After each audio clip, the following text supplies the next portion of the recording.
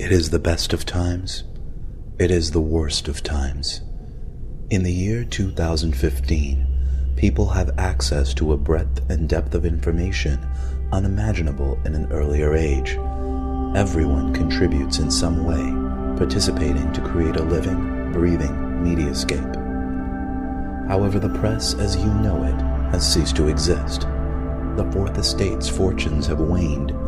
20th century news organizations are an afterthought, a lonely remnant of a not-too-distant past. The road to 2015 began in the late 20th century. In 1989, Tim Berners-Lee, a computer scientist at the CERN Particle Physics Laboratory in Switzerland, invents the World Wide Web. Amazon.com is founded in 1994. Its young creator dreams of a store that sells everything. Amazon's model, which will come to set the standard for internet sales, is built on automated, personalized recommendations, a store that can make suggestions. In 1998, two Stanford programmers unleash Google. Their algorithm echoes the logic of Amazon.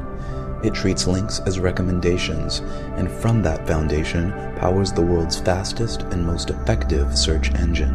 In 1999, a dot-com startup named Pyra Labs unveils Blogger, a personal publishing tool.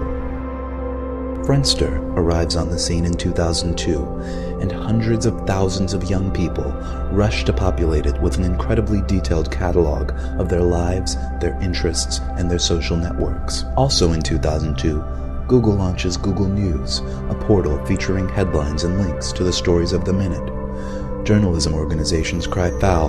Google News is edited entirely by computers. In 2003, Google buys Blogger. 2004 would be remembered as the year that everything began. Reason Magazine sends subscribers an issue with a satellite photo of their houses on the cover and information custom-tailored to each subscriber inside. Google unveils Gmail with a gigabyte of free space for every user. Microsoft launches Newsbot, a social news filter. Google buys Picasa, a tool for organizing images. Amazon releases A9, a search engine built on Google's technology that also incorporates Amazon's trademark recommendations. And then, in August, Google goes public. Awash in new capital, it acquires Keyhole, a company that maps the world and puts it online. Google also begins digitizing and indexing the world's libraries. Apple's iPod inspires podcasting, and the age of personal radio begins. We can all broadcast our own thoughts, our own music, directly to each other's music players. 2005. In a response to Google's recent moves, Microsoft buys Friendster. Apple releases the Wi-Fi Pod, a portable media player with integrated camera that can send and receive podcasts and images on the go. 2006. Google combines all of its services into the Google Grid, a universal platform that provides a functionally limitless amount of disk space and bandwidth to store and share media of all kinds. Each user selects her own level of privacy. She can store her content securely on the Google Grid, or publish it for all to see. It has never been easier for people to make their lives part of the media landscape. 2007. Microsoft responds to Google's mounting challenge with Newsbotster, a social news network and participatory journalism platform.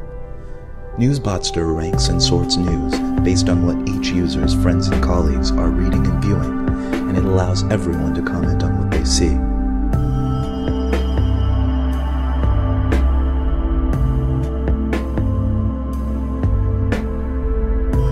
2008 sees the alliance that will challenge Microsoft's ambitions. Google and Amazon join forces, forming Googlezon. Google supplies the Google Grid, an unparalleled search technology.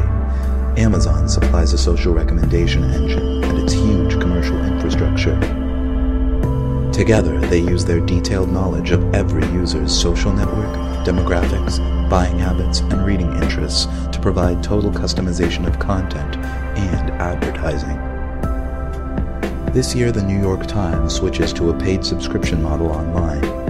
However, its content stream remains open to Googlezon's indexing computers. The news wars of 2010 are notable for the fact that no actual news organizations take part. Googlezon and Microsoft face off, enhancing their services week by week. Googlezon finally checkmates Microsoft with a feature the software giant cannot match. Using new algorithms, Googlezon's computers screen stories for names, places, images, and other contextual cues, isolating facts from quotes and turning statistics into flexible equations. Then, Googlezon resorts, recalculates, and recombines these scraps with our information.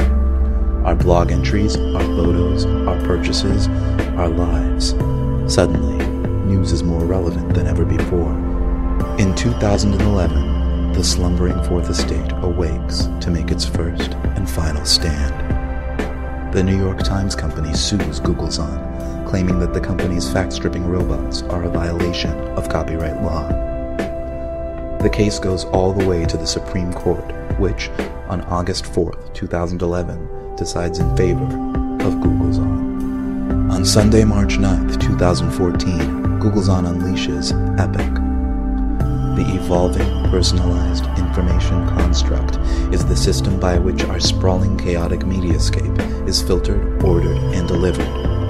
Everyone contributes, and many people get paid, a tiny cut of Googlezon's immense advertising revenue, proportional to the popularity of their contributions.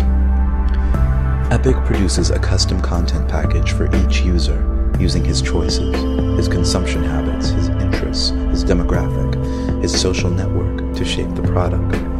At its best, tailored to its savviest readers, Epic is a summary of the world deeper, broader, and more nuanced than anything ever available before. But at its worst, and for too many, Epic is merely a collection of trivia, much of it untrue, all of it narrow, shallow, and sensational. In 2014, the New York Times goes offline. In feeble protest to Googlezon's hegemony, the Times becomes a print-only newsletter for the elite and the elderly. 2015. Pinky Nankani, a refugee from the defunct New York Times digital edition, finds a new journalistic calling. She begins to collect and filter GPS-tagged neighborhood broadcasts. Soon, Pinky's feed is a local lodestone, and more of her neighbors tag their broadcasts with GPS data as they realize they too can be a part of it. Hey, it's me. If you're listening, I think a bunch of us are going to go meet up at Progress Park.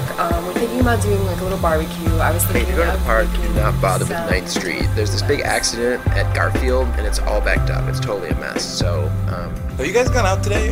If you haven't gone out today, please go out today. It's an incredible day. Take a look at this.